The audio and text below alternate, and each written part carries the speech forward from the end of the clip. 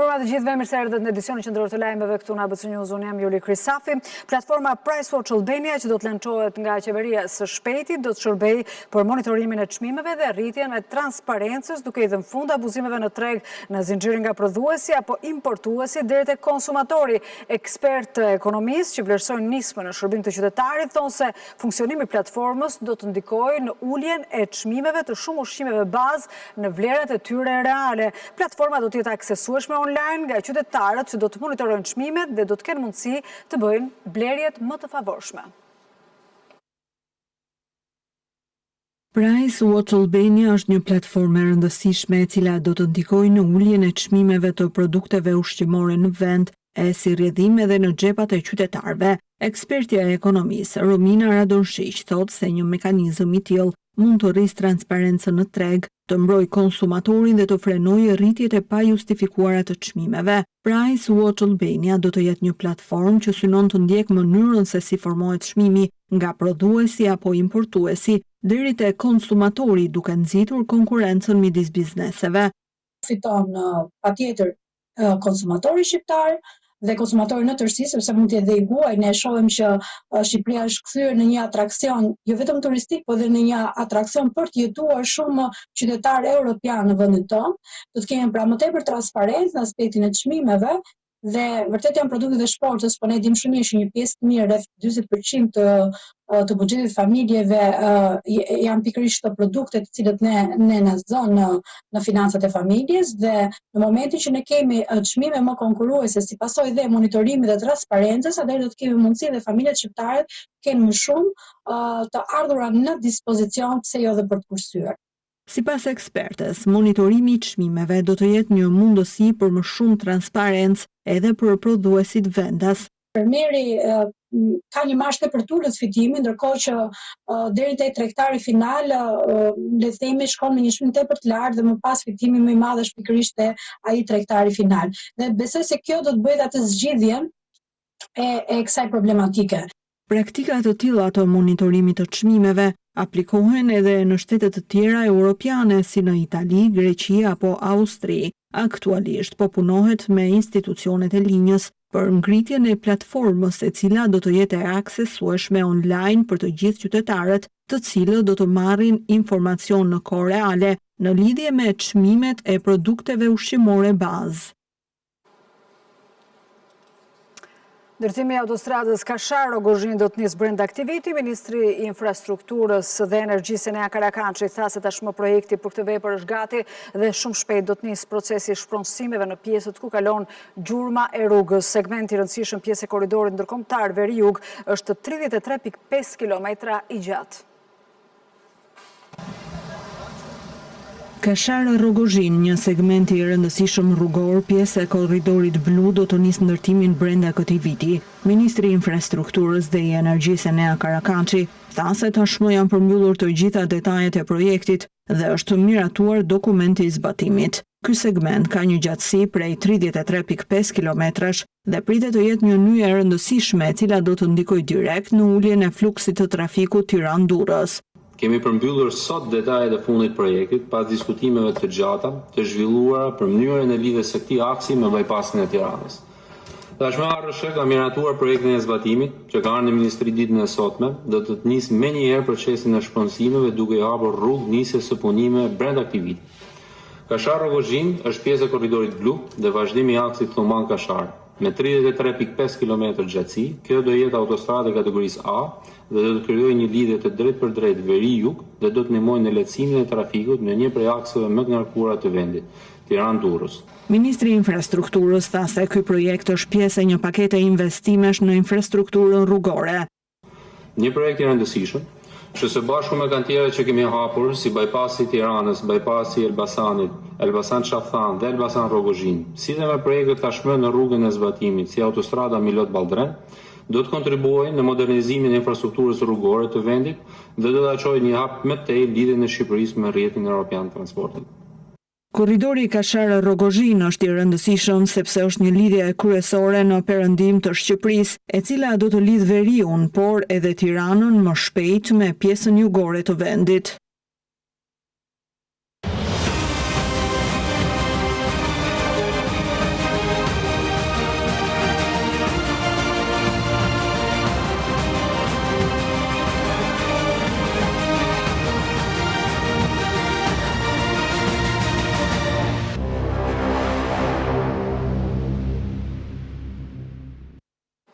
Brukseli është gati të presë vendet e Ballkanit Perëndimor në familjen europiane, të cilët po përparojnë rrugën e tyre drejt Bashkimit Evropian. Presidenti i Këshillit Antonio Costa thotë se zgjerimi i unionit në këtë rajon është investim për sigurinë dhe paqen e Europës. Costa i bëri komentet nga Lituania, që merr drejtimin e Bashkimit Evropian në fillim të vitit të ardhshëm, duke i kujtuar asaj ta shtyjë përpara procesin e zgjerimit.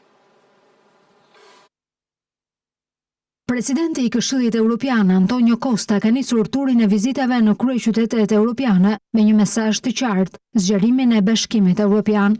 Në ditën e dytë të turit, Costa u ndal këtë të njëjtën në Lituani, vendi i Baltik i cili merr me 1 janar 2027 presidencën e radhës së BE. Zgjerimi i Bashkimit Evropian në Ballkanin Perëndimor, sipas Costës, është investimi më i mirë për të ardhmen e Unionit për disa arsye. Kur flasim për sigurinë e Evropës, nuk mund të harrojmë zgjerimin. Ukraina, Moldavia dhe Ballkani Perëndimor po përparojnë në rrugën e tyre drejt Bashkimit Evropian dhe ky është investimi më i mirë që mund të bëjmë në paqen, sigurinë dhe stabilitetin e ardhshëm të kontinentit ton. Vlerësoj përpjekjet konstruktive të Lituanisë në këtë kontekst dhe faktin që Lituania i ka identifikuar zgjerimin si një nga prioritetet kryesore të presidencës suaj. Costa porositi Lituanin të shtyjë para këtë qëllim të Brukselit. Duke filluar nga janari, Lituania do të luajë një rol vendimtar në krijimin dhe formësimin e unitetit evropian, si presidencë e Këshillit. Kjo është arsyeja pse sot diskutuam edhe përgatitjet e kësaj presidence. Dola nga diskutimet tona edhe më i bindur se do të jem në gjendje të mbështetem edhe Evropa të mbështetet në vendosmërinë, profesionalizmin dhe angazhimin evropian të Lituanisë. Dhe kur flitet për Ballkanin Perëndimor, Shqipëria është pas malit të zi një nga pretendentët kryesor për antarësimin në BE. Sipas objektivave, synohet që mali i zi të antarësohet në vitin 2028, kurse Shqipëria të mbyll deri në 2027 negociatat dhe në 2030 të antarësohet në Union. Islanda thyen akullin dhe thret referendum popullor nëse do të vazhdojnë negociatat për antarësimin në Bashkimin Evropian. Ishulli ka pezulluar bisedimet me Brukselin në vitin 2013, pasi kishte mbyllur diskutimet për 11 kapituj. Nëse pas referendumit vendoset rihapja e negociatave, Islanda mund të antarësohet bashkë me Malin e Zi në Union, duke i lënë më pas radhën Shqipërisë. Islanda, ishulli i akullt që mund të thuaj akullin për antarësimin e Shqipërisë në Bashkimin Evropian. Më 29 gusht, ishulli i largët mes Oqeanit Atlantik dhe Arktik, me vetëm 400.000 banor, voton në referendum për rifillimin ose jo të negociatave me Brukselin për antarësimin në Bashkimin Evropian. Islanda, e cila dorëzoi kandidaturën për të antarësuar në Bashkimin Evropian 2009, por pezulloi bisedimet në vitin 2013, është një nga vendet më të pasurat dhe demokratike në gjithë botën. Ndaj dhe Brukseli nuk do të ketë shumë punë për të antarësuar si vendin e 28 të Unionit. Radio Evropa e Lirë shuan se sipas ekspertëve të integrimit evropian në Bruksel, ekziston një shpresë se antarësimi i Islandës do jepte një shtysë të madhe vendeve kandidate aktuale për në Bashkimin Evropian, veçanërisht në Ballkanin Perëndimor, Shqipërisë dhe Malit të Zi, që janë në vijën e finishit, apo Moldavisë dhe Ukrainës. Këtë herë, Bashkimi Evropian do të zgjerojë në perëndim dhe madje brenda Unionit ka një dëshirë të madhe për të antarësuar Islandën. Kjo do e bënte procesin e antarësimit më të rreqës dhe më të dëshiruar për vendet lindore të Europës, të cilat janë më pak të përparuara. Prej vitit 2013, me Kroacin, Bashkimi Evropian nuk ka antarësuar më në Union asnjë vend tjetër dhe Islanda shihet si rasti ideal për të thyer këtë ngërç. Madje, Islanda, e cila para se të pezullonte negociatat e Bashkimit Evropian, kishte mbyllur 11 kapituj, mund të shkojë çift bashkë me Malin e Zi, i cili ka mbyllur 18 kapituj, dhe të antarësohen në Bashkimin Evropian deri në vitin 2028. Dhe më pas, sipas objektivave, radhën e ka menjëherë Shqipëria, e cila, nëse gjithçka shkon sipas planit, mund t'i bjerë edhe numri i fatit, antari 30 në vitin 2030. Bashkiaku i Kuçovës, Kreshnik Hajdari, do të vazhdojë në detyrë. Komisioni i Ankesave dhe Sanksioneve në KQZ konfirmoi vendimin e komisionerit Celibashi që nuk i ndërpreu mandatin të zgjedhurit socialist të paditur nga PD për fshehje të një dënimi në Greqi në vitin 1999. Komisioni i Ankesave dhe Sanksioneve konfirmon në detyrë kryebashkiakun socialist të Kuçovës Kreshnik Hajdarin. Me shumicë votash, Komisioni i Ankesave dhe Sanksioneve votoi në favor të vendimit të kryetarit të Komisionit Qendror të Zgjedhjeve Ilirian Celibashi, i cili konfirmoi gjithashtu në detyrë Hajdarin, duke rrëzuar sërish padinë e ish kandidatit të koalicionit Partia Demokratike Partia e Lirisë, Lefter Maliqi. Atëherë kas pasi diskutoj çështjen e tërësi, bazuar në enin 143, paragrafi i parë të kodit zgjedhor, me shumicën e votave vendosi rrëzimin e kërkesës ankimore me numër 2 të paraqitur nga subjekti Partia e Lirisë dhe zoti Lefter Maliqi dhe rrëzimin e kërkesës kërkesë ankimore me numër 3 të paraqitur nga zoti Lefter Maliqi. Lënien në fuqi të vendimit numër 46 datë 1 korrik 2026 të Komisionerit Shtetëror të Zgjedhjeve. Sipas argumentimit të Celibashit, dënimi i Kreshnik Hajdarit nga gjykata është aktualisht i paqen sepse është kryer me shërbim prove në 150 orë pune komunitare sipas vendimit që caktoi drejtësia, ndaj dhe nuk ekzistojnë kushtet për t'i ndërprer mandatin e kryebashkiakut. Si precedent për Hajdarin, Celibashi ju referua edhe rastit kryebashkiakut të Mallakastrës, Qerim Ismailajn. Kreshnik Hajdari u dënua përfundimisht me vendim të formës së prerë nga gjykata në korrik të vitit 2024 me 6 muaj burgim për falsifikimin e formularit të dekriminalizimit i konvertuar në shërbim prove. Ky dënim erdhi pasi kryebashkiaku nuk kishte deklaruar një dënim të marrë më 23 qershor të vitit 1999 me vendim të formës së prerë nga gjykata e Janinës për hyrjen në territorin grek pa leje, i konvertuar më pas në masë riedukuese të qortimit për shkak të moshës, 17 vjeç atëherë. Ky mosdeklarim në formular i ka kushtuar një betejë të gjatë politike me opozitën, e cila prej më shumë se 3 vitesh kërkon të hiqet mandati. Palapadice me në krye ish kandidatin Lefter Maliqi, ka edhe një mundësi ankimimi ta çojë çështjen në hallkën e fundit kolegjin zgjedhor për një vendim final. Hajdari është në mandatin e dytë si kryebashkiak i Kuçovës dhe ka të drejtën të rizidhet edhe për një mandat të tretë në rast se do të propozohet sërish nga Partia Socialiste si kandidat në pranverën e vitit 2027. Ergus Agazi përmbahet tek bloku i sigurisë deri në daljen para gjykatës posaçme të premten për komunikimin e masës së sigurisë. Biznesmeni është shpallur në kërkim nga Spaku prej dhjetorit të shkuar për dosjen e Akshit, u ndoq nga Elbasani deri në plepat e Durrësit, ku u prangos së bashku me zyrtarin e policisë Uljan Shpataraku. Biznesmeni Ergus Agasi dhe Uljan Shpataraku, i përjashtuar pak javë më parë nga policia, mbahen të izoluar në blokun e sigurisë në pritje për të dalë të shtunë përpara gjykatës për vlerësimin e kushteve të masës së sigurisë. Mbrojtësi ligjori i Agasit Maksim Haxhia pas takimit me këtë të fundit e cilësoi torturpshme sillen e Spak që sipas tij pas kaq shumë kohësh ende nuk i ka vënë në dispozicion dosjen hetimore. Është e turpshme që mbas kaq kohësh na vjen dispozicion dosja se pa dosje s'kemi si të ngrem dhe pretendime. Natyrisht, i mbrojtur prej me zoti Agasit pretendon që është jashtë çdo ngarkese juridike për shkak sepse ai pretendon dhe kjo është një fakt që ai nuk ka prekur financat publike. Ergus Agasi u arrestuar në shkëmbin e Kavajës pranë zonës së Plepave, ndërsa shoqërohej nga Uljan Shpataraku, i njohur si krau i djathtë i ish drejtuesi të përgjithshëm të Policisë së Shtetit Ilir Proda. Arrestimi i tyre u krye rreth orës 19:40 nga forcat operacionale dhe strukturat vendore të Policisë Durrës. Sipas informacioneve, biznesmeni i njohur që kërkoi nga drejtësia prej 8 muajsh u mbajt në vëzhgim për rreth 3 muaj nga një grup i posaçëm i përbërë nga efektiv dhe agent të Byros Kombëtare të Hetimit. Mbrëmja e së mërkurës ishte momenti i dur për ndalimin e Agasit, i cili u nis nga qyteti i Elbasanit në drejtim të Durrësit me automjetin e Uljan Shpatarakut që u sekuestrua me kërkesë të prokurorisë së posaçme. Ky është automjeti i tipit Audi RS6 me vlerë rreth 80.000 euro në pronësi të Shpatarakut që u sekuestrua me vendim gjyqësor, ndërsa ndaj këtij të fundit është ngritur akuza për krah e autorit të krimit. Organi hetues dyshon se Shpataraku e ka ndihmuar gjatë gjithë kësaj periudhe Agasi, madje ka shoqëruar këtë të fundit për të lëvizur i lirshëm, duke u shmangur në këtë mënyrë arrestimit, megjithatë Spak do të kryejë verifikime mbi këtë dyshim.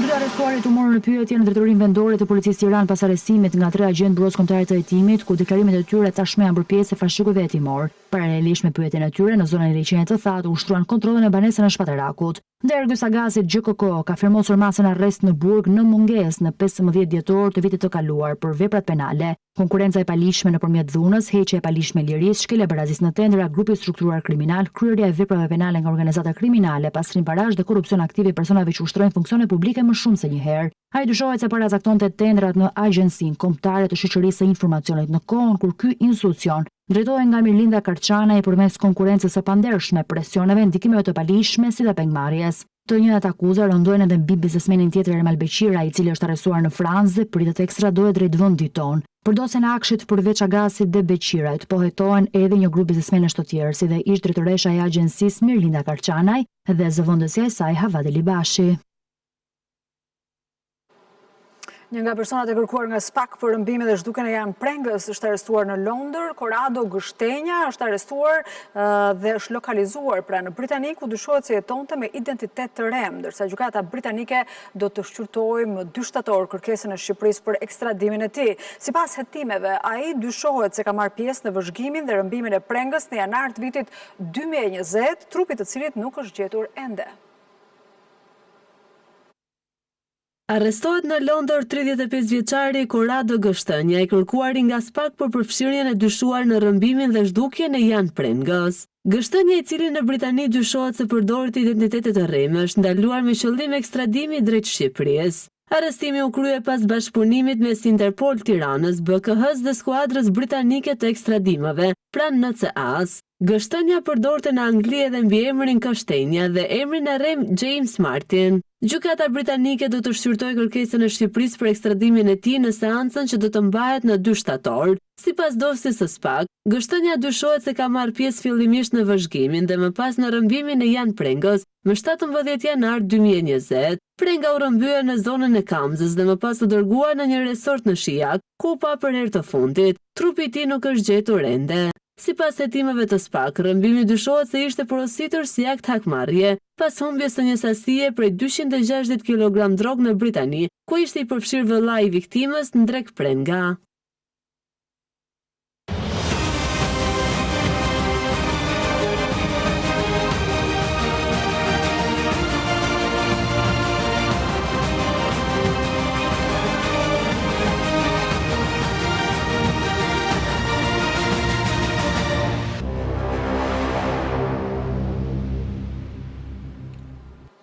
Një 62 vjeçar humbi jetën në një aksident rrugor pasi humbi kontrollin mbi makinën që drejtonte. Aksidenti rënd ndodhi në aksin e vjetër Thuan Fushkruj pranë fshatit Borizan. Drejtuesi i automjetit Vath Leka u përplas me bordurën anësore të rrugës, duke përfunduar më pas në kanal. Pavarësisht ndihmës mjekësore, 62 vjeçari humbi jetën në spital. Velipoja mbetet një nga destinacionet e pëlqyera për të pushuar edhe këtë sezon veror. Qetësia dhe deti i pastër janë ata që tërheqin turistët. Shumë prej të huajve që kanë vizituar Velipojën shprehen të kënaqur dhe thonë se do të kthehen sërish. Velipoja është një prej destinacioneve të pëlqyera të shumë turistëve këtë sezon veror. Vendas dhe të huaj e kanë zgjedhur për të pushuar. Plazhi i gjerë, deti i pastër dhe qetësia që ofron zona janë ndër arsyet kryesore të atyre që e pëlqejnë. Për çdo vit, që 10 vjet rregullisht gjithë. Ka përmirësim përpara, s'ka pasëm toalete publike tash i kanë ndërtu. Pastërti e mirë, pandehet shumë për mikpritje. Gjithë shohin situatën që Velipoja është në gjitha drejtimet është mirë. Shumë prej pushuesve shprehen të kënaqur me përvojën e kaluar këtu dhe tregojnë se dëshirojnë të rikthehen. Guvern më mirë. Unë për vete më thonë fjalë më të mira të mundshme. Që disa vite, 2-3 vite, sidomos si vjet ka qenë perfekt. Këshilloj apo i los këtulet të shijojnë. Velipoja në Shqipëri është numër 1. Çdo vit më shumë përmirësim, bashkia ka punuar super. Shumë të kënaqem me të çata që ka punuar bashkia këtu. Pastërti shumë mirë. Zonë në Firenze rri, po këtu më pëlqen më shumë se Firenze. Kështu që më shumë se më thonë se më mirë se Firenze s'ka. Me potencialin e jashtëzakonshëm turistik, Velipoja po forcon çdo vit pozicionin e saj mes destinacioneve më tërheqëse të Bregdetit shqiptar. Ky edicion informativ përfundon këtu, por për çdo lajm të fundit ju ftoj të klikoni në abcnews.al si dhe të na ndiqni në Radio ABC 105 FM. Mirupafshim nesër në orën 19.